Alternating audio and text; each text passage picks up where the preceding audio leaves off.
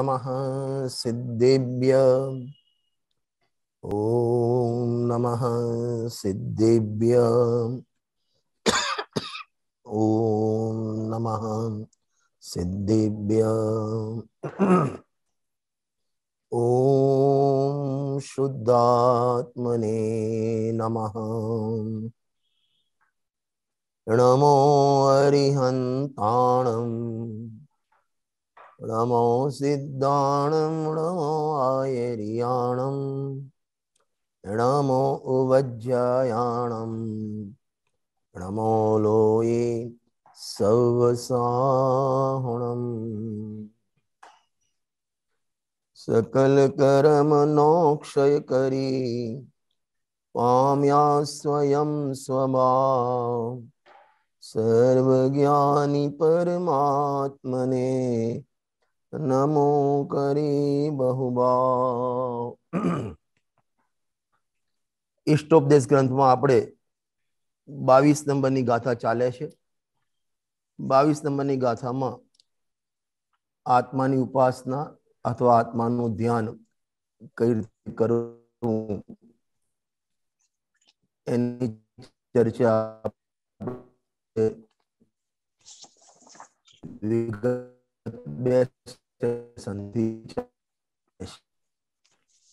પહેલા પાઠ કરી લઈએ અને પછીના ચરણોમાં ચર્ચા કરીએ। 22 ગાથા છે। संयम्य करणं रामं एकाग्रत्वेन यदात्मनि स्थितम् इंद्रिय विषयो निग्रही मन एकाग्र लगाए आत्मा मासित आत्मने। 22 નંબરની ગાથા આપણે સ્વાધ્યાયમાં ચાલે છે 2-3 સેશનથી। એમાં ઉપયોગને આત્મામાં એકાગ્ર કઈ રીતે કરવો એની ચર્ચા ચાલે છે। પહેલા નક્કી કરવું પડે કે ઉપયોગ બહાર ક્યાં ક્યાં ભટકે છે। તો આપણા જ્ઞાનનો ઉપયોગ 5 ઇન્દ્રિય અને મન દ્વારા પરમાં પ્રવર્તે છે। ઉપયોગ આત્માનો અને પ્રવર્તે પરમાં, જેને આપણે ગુજરાતી ભાષામાં કહીએ ઘરના છોકરા ઘંટી ચાટે અને પાડોશીને આટો, એમ જ્ઞાન આત્માનો ઉપયોગ આત્માનો એ આત્મામાં લગાવવો જોઈએ। એના બદલે 5 ઇન્દ્રિય અને મનના દ્વારા પરમાં પ્રવર્તે છે। હવે શું કરવાનું? તો જે ત્યાં પ્રવર્તે છે એ ત્યાંથી પાછું વાળવાનું। ઇન્દ્રિય વિષયો નિગ્રહી એટલે 5 ઇન્દ્રિય અન્નનો વેપાર એમાં તારો જે ઉપયોગ જાય છે ત્યાં બ્રેક લગાવ, મન એકાગ્ર કરાય અને મનના વિષય આખા ગામની ચિંતા છોડી એ આત્માનું ચિંતન તો કર। એકાગ્રતાનો આપણે અર્થ પહેલા જોયો હતો। વાસ્તવમાં જોઈએ ને તો એક ઉપયોગમાં એક જ્ઞાનની પર્યાયમાં આપણે ષટકારક લગાવીએ। ષટકારક તો ખ્યાલ છે ને, કર્તા, કર્મ, કરણ, સંપ્રદાન, અપાદાન, અધિકરણ। પ્રવચન 16 નંબરની ગાથામાં નિશ્ચય ષટકારક અને વ્યવહાર ષટકારકની ચર્ચા કરી છે। કુંભારે ટોપલીમાંથી માટી લઈ દંડચક્રના આધારે પાણી પીવાવાળા માટે માટલી બનાવી। એમાં 6 કારક અલગ અલગ છે। જ્યાં 6 કારક અલગ અલગ હોય એને વ્યવહાર કારક કહેવાય અને એક જ રોયમાં લાગે એને નિશ્ચયકારક કહેવાય। હવે આપણે ઉપયોગી જ્ઞાન છે એમાં આપણે ષટકારક લગાવીએ તો જ્ઞાનને જ્ઞાન દ્વારા જ્ઞાનમાં જ્ઞાનનું વેદન કરે, બસ એનું નામ એકાગ્રતા। ફરીથી કહું છું, આત્મા પોતે જ્ઞાનમય, જાણવા આત્માને, અને આત્માને જાણવા માટે પ્રવેશ કરવો હોય તો ક્યાંથી કરશો? કે ઉપયોગ દ્વારા, જ્ઞાન દ્વારા। આ સવારે જ મેં દૃષ્ટાંત આપ્યું હતું પ્રવચનમાં। અમારો અહીં સ્વાધ્યાય હોલ 70 ફૂટ બાય 35 ફૂટનો સ્વાધ્યાય હોલ છે, 70 બાય 35। હવે એ 70 ફૂટના સ્વાધ્યાય મંદિરમાં પ્રવેશ કરવા માટે 70 ફૂટનો દરવાજો ન જોઈએ, દરવાજો 3 થી 4 ફૂટનો જ હોય, બરાબર? તો એ 4 ફૂટના દરવાજાના માધ્યમથી તમે 70 ફૂટના સ્વાધ્યાય મંદિરમાં પ્રવેશ કરી શકો. કોઈ પણ મહેલ હોય, ગમે તેટલો દરવાજો નાનો હોય, એમાં યોગ જે જ્ઞાનનો વેપાર એ નાનો છે, આત્મામાં પ્રવેશવા માટેનું દ્વાર છે. તો પ્રવેશવું છે ક્યાં? જ્ઞાનમાં. દ્વાર કયું? જ્ઞાન. અને પ્રવેશ કોણ કરશે? જ્ઞાન. ખ્યાલ આવ્યો શું કહેવા માંગુ છું? હાજી. જ્ઞાન, જ્ઞાન દ્વારા જ્ઞાનમાં પ્રવેશ. ફરીથી કરું છું, જ્ઞાન, જ્ઞાન દ્વારા જ્ઞાનમાં પ્રવેશ કરે, બસ એનું નામ જ આત્મામાં ઉપયોગ એકાગ્ર થયો એમ કહેવામાં આવે છે. પછી એની શૈલી અલગ અલગ હોય કે 5 ઇન્દ્રિય અને 6ઠા મનથી ઉપયોગને પાછો કઈ રીતે વાળવો, એની પણ શૈલી વિજ્ઞાનગમમાં લખેલી છે. મનને કેવી રીતે કરવું એ પણ લખેલું છે. જ્ઞાનના ભેદો, જે જ્ઞાનમાં ભેદ પડે ને, મતિ શ્રુત અવધિ મનપર્ય જ્ઞાન, એ પણ જ્ઞાનના ભેદ. અને ગીઓના નિમિત્તે પણ જ્ઞાનમાં ભેદ પડે. સમજો ધ્યાનથી. સમયસાની 204 નંબરની ગાથા છે. એમાં મતિ શ્રુત અવધિ મન કેવલ જ્ઞાન પદ એક પરમાર્થ છે. તો એ 5 ભેદો જે જ્ઞાનમાં પડ્યા, જ્ઞાન એક સામાન્ય છે, પણ એમાં કર્મના નિમિત્તે ભેદ પડ્યા. જ્ઞાનમાં 2 રીતે ભેદ પડે. એક કર્મના નિમિત્તે ભેદ પડે અને જ્ઞાનના નિમિત્તે ભેદ પડે. ભાઈ શાસ્ત્રનું જ્ઞાન, પ્રતિમાનું જ્ઞાન, ચિન્હવાણીનું જ્ઞાન, દુકાનનું જ્ઞાન, એમ જ્ઞાનના નિમિત્તે જ્ઞાનમાં ભેદ પડે, કાં તો કર્મના નિમિત્તે જ્ઞાનમાં ભેદ પડે. મતિ જ્ઞાન, શ્રુત જ્ઞાન, અવધિ જ્ઞાન, એ રીતે. હવે જ્ઞાનને તમે જ્ઞાનથી જુઓ તો એ જ્ઞાનમાં ના કર્મની પ્રતિછાયા છે કે ના એ જ્ઞાનમાં જ્ઞાનનો જ્ઞેયનો કોઈ રોલ છે. તો એને જ્ઞેયોથી નિરપેક્ષ અને કર્મથી નિરપેક્ષ જુઓ તો જ્ઞાન માત્ર દેખાય. અને જ્ઞાન માત્ર દેખાતા ના જ્ઞેય દેખાય, ના જ્ઞેયાકારના ભેદ દેખાય, ના કર્મ દેખાય, ના કર્મના નિમિત્ત થતા ભેદ દેખાય. એ જ્ઞાન માત્રનો અનુભવ થાય, બસ એનું નામ મન એકાગ્ર થયું એમ કહેવામાં આવે. દાખલા તરીકે ગંગા નદી છે, એ ગંગા નદી હિમાલયમાંથી નીકળે, ત્યાંથી અલ્હાબાદ જાય, બનારસ જાય, લખનઉ જાય, એમ વહેતી વહેતી આવે. તો દરેક જગ્યાએ ભાઈ ગંગા, બનારસની ગંગા, અલ્હાબાદની ગંગા, ફલાની ગંગા, પણ એ બધા ભેદ ના જુઓ તો ગંગા છે, શુદ્ધ છે, નિર્મળ. એ રીતે આ મતિશ્રુદ્ધ જ્ઞાન એ જ્ઞાનના ઘાટ છે. એ ઘાટ તમે ના જુઓ તો જ્ઞાન છે. એ રીતે જ્ઞાનમાં જ્ઞાનનો સ્વાદ લેવો, એનું નામ મન એકાગ્ર થયું અથવા ઉપયોગ એકાગ્ર થયો, આત્માના સન્મુખ થયો, આત્મામાં લીન થયો, આત્મામાં ડૂબી ગયો, આત્મામાં કૂદ, એમ કહેવામાં આવે છે. આત્મામાં સ્થિત આત્મને કોને કરવાનો? આત્માને. ક્યાં કરવાનો? આત્મામાં. મેં પેલા જ્ઞાન પાડ્યો ગાથામાં કે જ્ઞાનનો ભેદ પણ શું કા પડવાનો? આત્માને આત્મા દ્વારા આત્મામાં સ્થિત કરવાનું, કોઈ ભેદ નહીં. ખ્યાલ આવે છે? હાજી. હા, તો સમજો એક 170 તીર્થંકર વિધાન છે પવિયાજી સાહેબનું, સર્વોત્કૃષ્ટ વિધાન છે. અને એમાં 3જા નંબરની પૂજા છે અને એના અષ્ટક છે. તમે વાંચજો, ગજબના અષ્ટક છે. ના હોય તો તમે એક વખત શાંતિમાં હો ને બધા ભેગા થાવ, 170 તીર્થંકર વિધાન એમને ભણાવજો, વિધાન કાઢ્યા વગર ભણાવજો. સુંદર વિધાન. એમાં 3જા નંબરની પૂજા છે. 3જા નંબરની પૂજા, એમાં બહુ સરસ વાત છે. ज्ञान में ज्ञान को ज्ञान जाने नहीं, कौन कहता उसे ज्ञान की वानगी, है समर्पित पूरी गियावली, घोषणा ही करे ज्ञान सामान्य की, हे जिनेश्वर तुम्हें आज वंदन करूं, नष्ट होवे सभी कर्म की कालिमा, शुद्ध चैतन्य का अभिनंदन करूं, आत्म अनुभव की होवे प्रगट लालिमा। ज्ञान में ज्ञान का स्वाद जाने नहीं, એટલે જ્ઞાનની વાનગી કેવી રીતે કહેવાય? જો મરચું કેવું લાગે? તીખું. મરચું સ્વાદમાં કેવું લાગે? તીખું.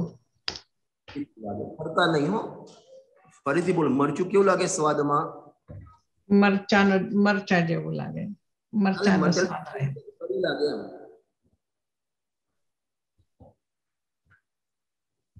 સિમ્પલ પૂછું છું, મરચું તીખું લાગે કે ગળ્યું લાગે? તીખું લાગે. તીખું લાગે. લાલ ને લીલું બંને મરચું તીખું લાગે, બરાબર? હવે હું ખાંડના રમકડા બનાવું અને એમાં મરચું બનાવું અને એમાં એકદમ લાલ કલર કરી અને મરચા જેવું મરચું આખો એક પીસ બનાવું, એ મરચું કેવું લાગશે? ગળ્યું લાગશે. અમે હમણાં બોલ્યા મરચું તીખું લાગે.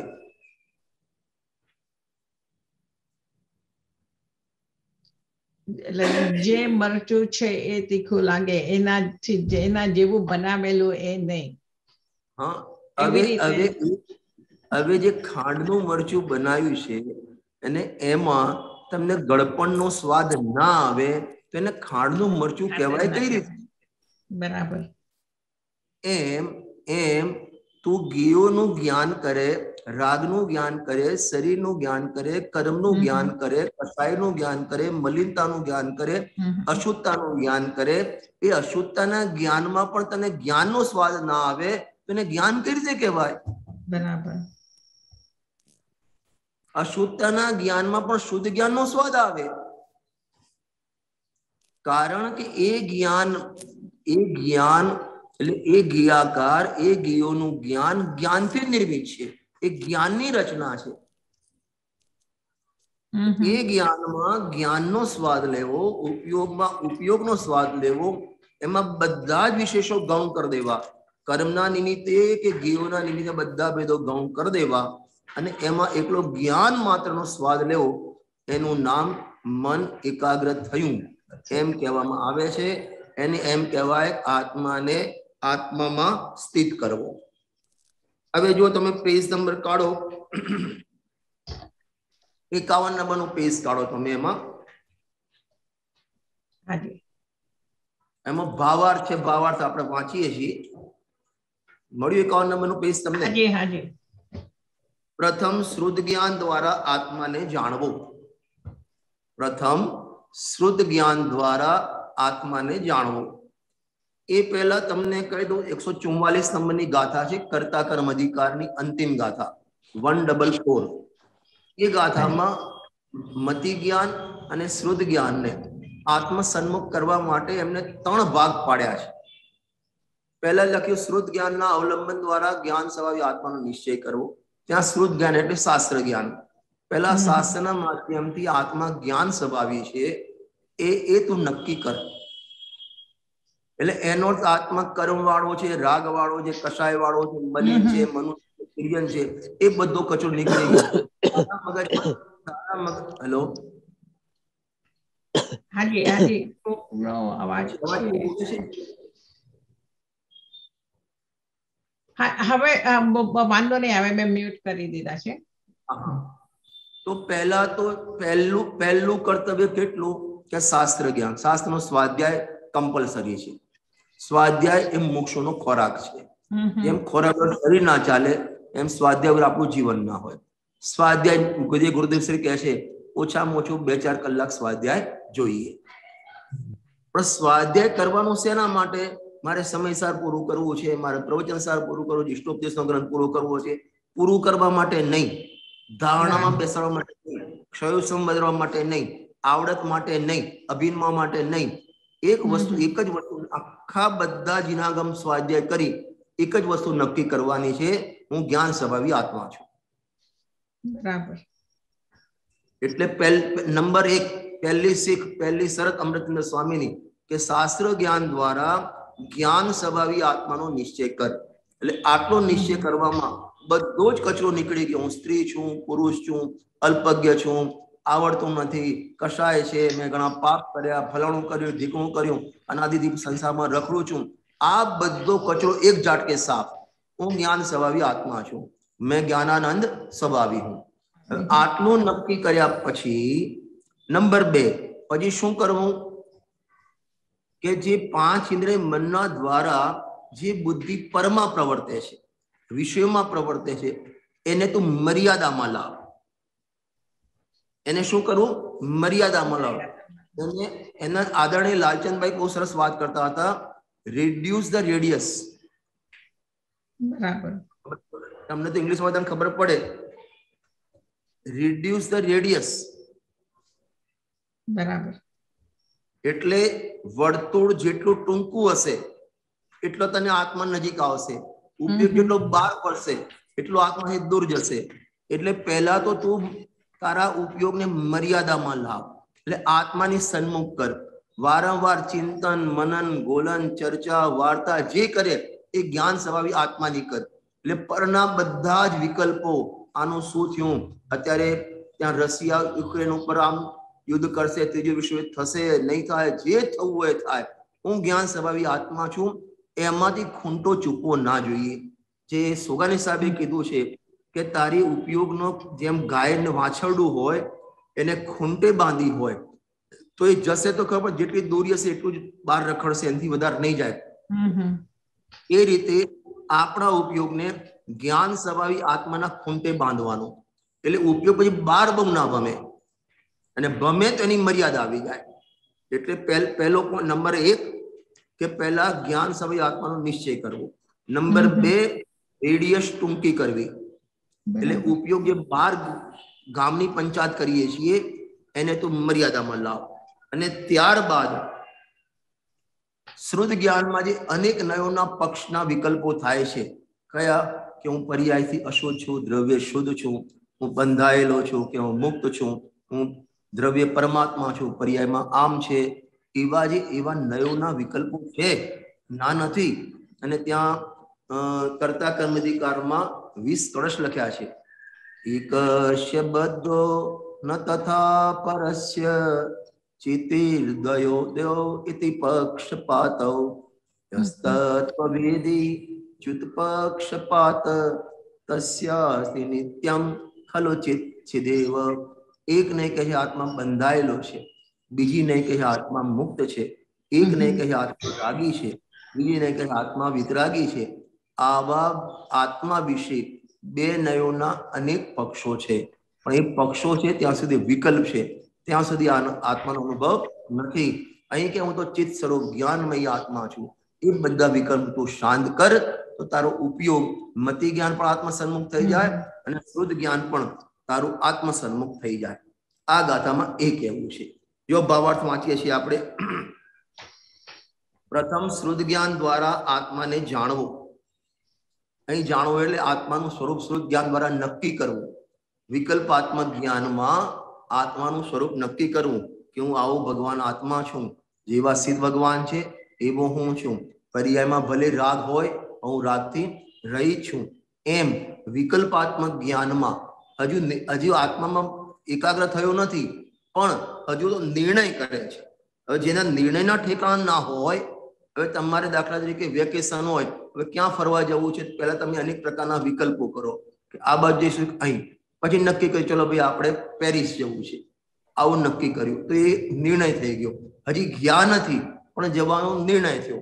એમ પેલા હું જ્ઞાનમય આત્મા છું, ચૈતન્ય દેવ છું, ધ્રુવ પરમાત્મા છું, કાણ પરમાત્મા છું, એમ પોતે નક્કી કરે, એમ પોતાને જાણે.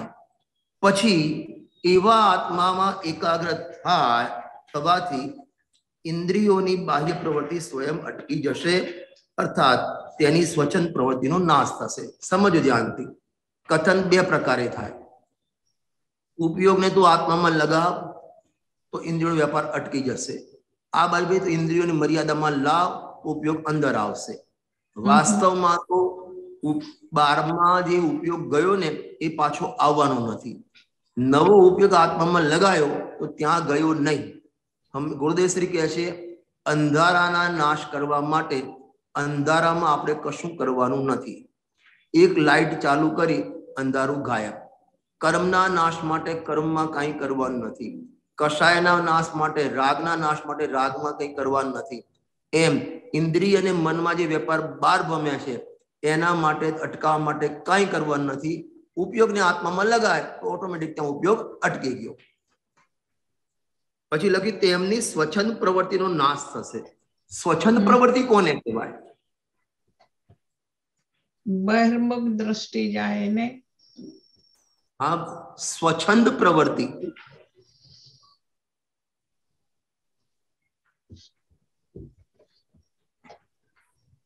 ઉપયોગ જ્યાં બાર ભમતો હોય એને સ્વચ્છંદ પ્રવૃત્તિ.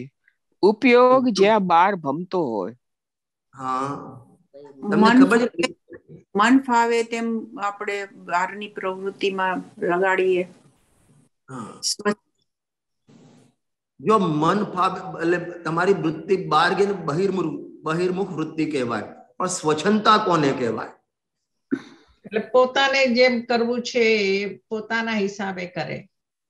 એટલે સારા સારનો વિચાર નહીં કરે, પોતાની મરજી પ્રમાણે કરે. મરજી. હા, ખરેખર સ્વચ્છંદતા કોને કહેવાય ખબર છે? કે પોતે પાપ કરે અને એ પાપને જીનવાણીના માધ્યમથી પુષ્ટ કરે એને સ્વચ્છંદતા કહેવાય. અચ્છા. મોક્ષમાં પ્રકાશકના 7મા અધિકારમાં નિશ્યાભાસીનો પહેલો ટોપિક છે અને ત્યાં નિશ્યાભાસીની સ્વચ્છંદ પ્રવૃત્તિ લખી છે. નિશ્યાભાસીની સ્વચ્છંદ પ્રવૃત્તિ એટલે પર્યાયમાં પાપ છે, પાપનું પરિણામ છે, એ સ્વચ્છંદ પ્રવૃત્તિ નથી. સ્વચ્છંદ પ્રવૃત્તિ ક્યારે કહેવાય? પોતાની પાપરૂપ પ્રવૃત્તિને જીનવાણીના માધ્યમથી પોષણ કરે એનું નામ સ્વચ્છંદ પ્રવૃત્તિ.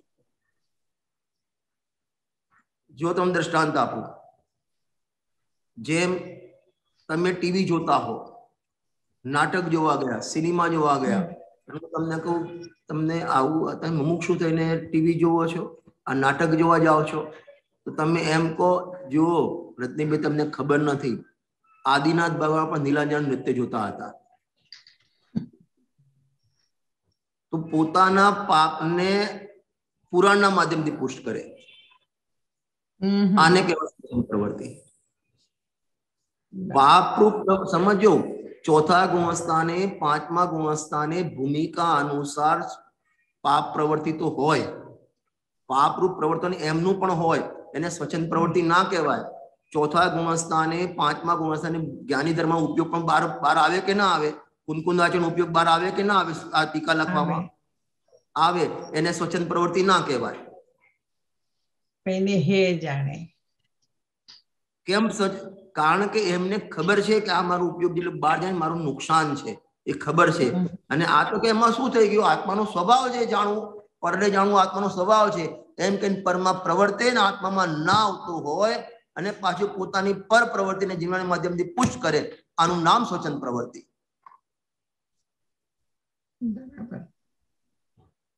ઉપયોગ પરમાં જાય એ સ્વચ્છંદ, ફરીથી રિપીટ કરું છું, ઉપયોગ પરમાં જાય એ સ્વચ્છંદ પ્રવૃત્તિ કહેવાય, પણ એ અહીં નથી કેવું. અહીં સ્વચ્છંદ પ્રવૃત્તિ કોને કહેવી છે? ઉપમા પરમાં જાય અને એમાં એને નુકસાન ન દેખાય. બરાબર.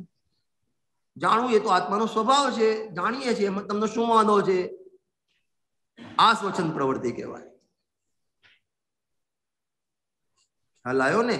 દાખલા તરીકે હજી થોડું બીજું લઈ લઉં ને, ખાવા પીવાનું લઈ લઉં ને, એ ખાનપાન બહારના એઠા ચાટે, હોટલનું ખાય, બિસ્કિટ ખાય, અને પાછું કે આત્મા તો અકર્તા છે, અભોગતા છે. આત્મા તો બિસ્કિટને અડતો પણ નથી, બિસ્કિટને જાણતો પણ નથી. આ સ્વચ્છંદ પ્રવૃત્તિ છે.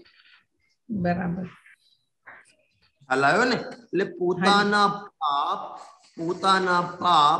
પાપ લાગતા નથી, નંબર 1.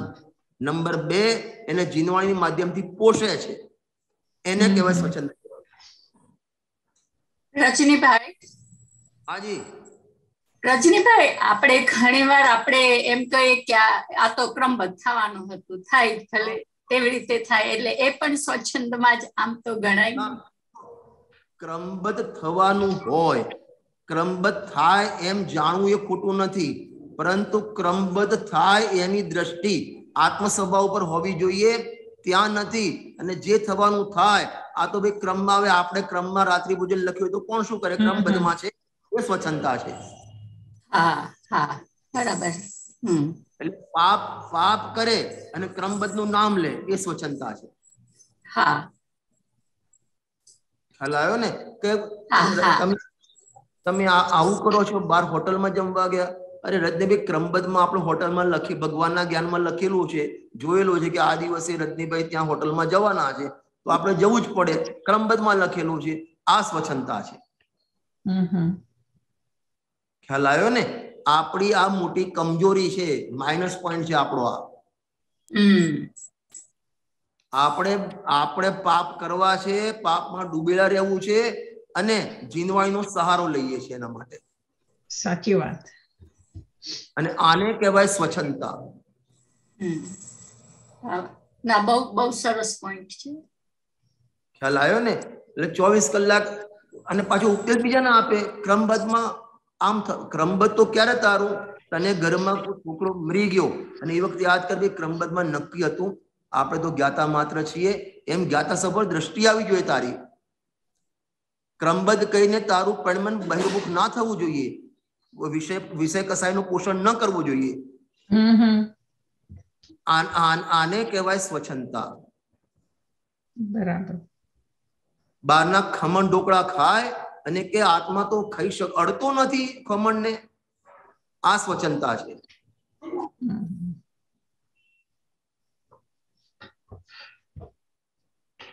ખ્યાલ આવ્યો ને?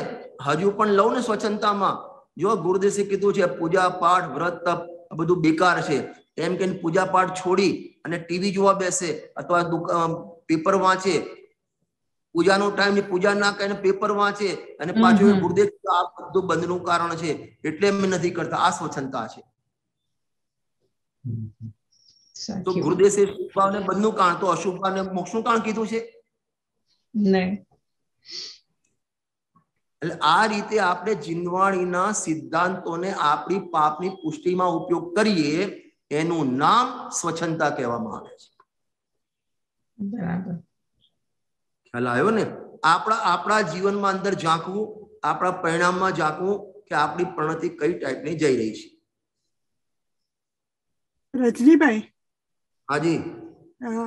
ઘણી વખત આપણે જાણતા હોઈએ છીએ કે આપણે આ બધી વાતમાં રાગદ્વેષ કરવા જેવું નથી, પણ આપણે આપણા મનને રોકી નથી શકતા, થઈ જ જાય છે કે આપણા કુટુંબીજનોમાં કે આપણા જે સંબંધીઓ એમાં, તો કોઈ પણ બાબતમાં, તો એને શું કહેવાય? એને કેવી રીતે કરવાનું? જો પહેલી વસ્તુ કે પહેલા પણ રાગદ્વેષ થતા હતા, અને અત્યારે પણ એવું કંઈક થઈ જાય તો રાગદ્વેષ થાય છે. પણ સ્વાધ્યાયનો એટલો ફરક પડ્યો કે પહેલા તો લાગતું જ નતું, આ ના કરવા જેવું નથી, એવું લાગતું નથી. હવે એમ થઈ જાય યાર રાગદ્વેષ ન થવા જોઈએ, પણ થઈ ગયા. એટલી તમને ખટક આવી ને? હાજી, ખટક તો આવી, પણ એનું એમને ખટક આવી એટલું સ્વાધ્યાયનું ફળ છે. અને હંમેશા ખટક હોય એ દોષનો નાશ જલ્દી થાય. એ બરાબર છે. જેને ખટક જ ના લાગે ને, એને દોષ નાશ કરવા ઉપાય નહીં કરે. અને ભૂમિકા જો કસાય થઈ જવા, રાગદ્વેષ થઈ જવા, એમાં કોઈ મોટું બહુ આસમાન નથી તૂટી પડવાનું. એ રાગદ્વેષ તો મુનિરાજ અવસ્થા 6ઠા 7મા ગુણસ્થાનમાં થાય, અને રાગ સૂક્ષ્મ રાગ તો 10માના અંત સુધી હોય, 10મા ગુણસ્થાનના અંત સુધી હોય, સૂક્ષ્મ લોભ. એ કોઈ મોટી વસ્તુ નથી, પણ એ રાગનો રાગ, એ રાગમાં જોડાઈ જવું, એ રાગમાં રંગાઈ જવું, એ મોટી વસ્તુ છે. બરાબર. રાગનો રાગ એટલે એ રાગથી ભિન્નતા તમને ખ્યાલ નથી આવતી. પોતે બસ હું રાગ રૂપ જ છું, આ રાગ ઠીક છે, અને રાગની લાડ લંબાય. જો રાગની લાડ લંબાય એટલે ખબર પડે તમને. તમે 3 મહિના પહેલા કોઈ ભોગ અથવા તો ખાનપાન કર્યું હોય, એને આજે પણ યાદ કરી કરીને પાછા નવા રાગ કરવા, એ રાગની લાડ કહેવાય. જ્ઞાની ધર્માત્માને રાગ તો થઈ જાય, પણ એને કાપી કાઢે, લાડ લંબાય નહીં. આપણી લાડ લંબાય છે. ને ભૂતકાળમાં કઈ દુઃખની વાત થઈ હોય તો પાછી યાદ કરી દુઃખી થાય. ભૂતકાળમાં 1 વર્ષ પહેલા ગુલાબજાંબુ ખાધા હોય, અને આજે કે એનો સ્વાદ મને હજી મારી દાઢમાં છે, દાઢ નીકળી ગઈ એની, દાઢ નીકળી ગઈ પણ સ્વાદ રહી ગયો, એ કહેવાય રાગનો રાગ. બરાબર, થેન્ક યુ. રાગ થાય એટલે રાગ કરવો એમ નથી કહેતો, રાગ તો જ્યાં સુધી આત્મામાં પૂર્ણ સ્થિરતા ન થાય ત્યાં સુધી ભૂમિકા અનુસાર રાગ થાય ને થાય, પરંતુ એ રાગમાં જોડાણ ન કરવું, એ રાગમાં રંગાવું નહીં, એ રાગ સાથે એકત્વ ન કરવું, એ આપણા હાથમાં છે. બરાબર, સાચું કીધું. હા, રાગ તો મુનિરાજને પણ થાય છે. છઠ્ઠા ગુણસ્થાને આહાર કરવાનો રાગ, વિહાર કરવાનો રાગ, શાસ્ત્ર લખવાનો રાગ, પ્રાયશ્ચિત દેવાનો રાગ, પ્રાયશ્ચિત દંડ આપવાનો રાગ, દંડ લેવાનો રાગ, આવા અનેક પ્રકારના રાગ થાય.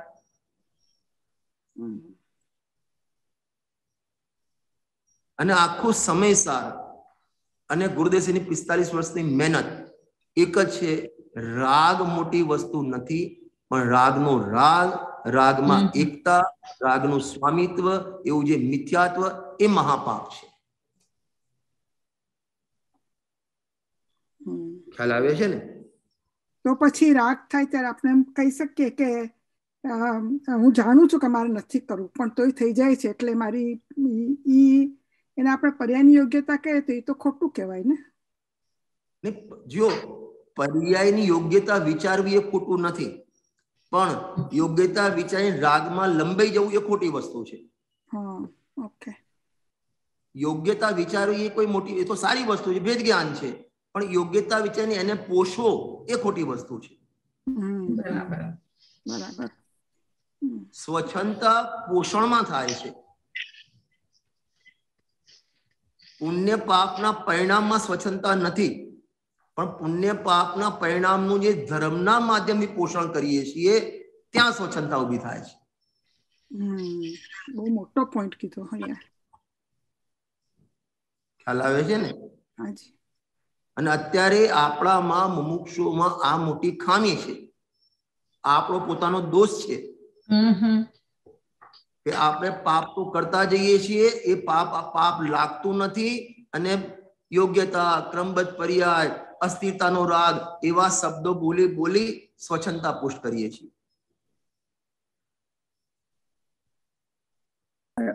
રજનીભાઈ, તમે હમણાં ક્રમબદ્ધ ની વાત કરી ને, એટલે મને વિચાર આવ્યો કે ક્રમબદ્ધ નો નિર્ણય સાચો તો જ્ઞાની ને હોય છે, બાકી તો અજ્ઞાની તો ક્રમબદ્ધ ને નામે પણ સ્વચ્છંદતા જ કરતા હોય છે, એમ કહી શકાય ને? એવું એકાંતે નથી. હા, જો જ્ઞાની થયા પહેલા સવિકલ્પ જ્ઞાનમાં યથાર્થ નિર્ણય થાય. બરાબર. યથાર્થ નિર્ણય થાય એ સ્વચ્છતાનું પોષણ નથી. યથાર્થ પહેલા તો સવિકલ્પ જ્ઞાનમાં જ ભેદ જ્ઞાન થાય ને. બરાબર. પછી વિકલ્પ ને ભેદ નિર્વિકલ્પ દશા થાય. પહેલા તો શાસ્ત્રના માધ્યમથી, ગુરુના માધ્યમથી તત્વનો, ક્રમબદ્ધ પર્યાયનો, નિશ્ચય વ્યવહારનો, 7 તત્વનો, એ બધો પોતાના જ્ઞાનમાં વિકલ્પાત્મક ભેદ જ્ઞાન ચાલે એનું. વિકલ્પાત્મક ભેદ જ્ઞાન ચાલે, વેલ એન્ડ ગુડ, સારી વસ્તુ છે, પણ આપણે વિચારું કે ભાઈ આ ભેદ જ્ઞાન તો વિકલ્પમાં ચાલે છે, પણ હું ક્યાંક પાપને પોષણ તો નથી કરતો ને એ બાને. તો પોષણ કરતા તો ભેંસ પાણીમાં ગઈ. બરાબર. પોષણ ના થવું જોઈએ, આત્માનું પોષણ થવું જોઈએ, શુદ્ધાત્માનું જ્ઞાન. જેમ પેલો ચણો પલાળીએ તો આમ ફૂલે, એમ આપણું ભેદ જ્ઞાન સમય આત્માના પોષણ પૂર્વક હોવું જોઈએ, સ્વરૂપના લક્ષ વાળું હોવું જોઈએ, કસાયના લક્ષ વાળું નહીં અને કસાયના પોષણ વાળું નહીં. બરાબર. ખ્યાલ આવે છે ને? ચલો, થઈ ગયો સમય. ગાથા પૂરી કરવી હતી, આવતી વખતે કરશું પૂરી. સ્વચ્છંદતા પહેલી વાર આ રીતે સમજાણી. બસ આપણે જોવાનું, આપણી પર્યાયમાં સ્વચ્છંદતા ના રહેવી જોઈએ. બરાબર છે. ભૂમિકા અનુસાર પુણ્ય પાપ હોય, ગ્રસ્તી છે, પાપના પરિણામ પણ હોય, એમાં કોઈ મોટો દોષ નથી, પણ સ્વચ્છંદતા પુષ્ટ સ્વપ્નમાં પણ ના થવી. આ વાત ખાસ ધ્યાન રાખવાની. બહુ સરસ. જય જય જિનેન્દ્ર. જિનેન્દ્ર.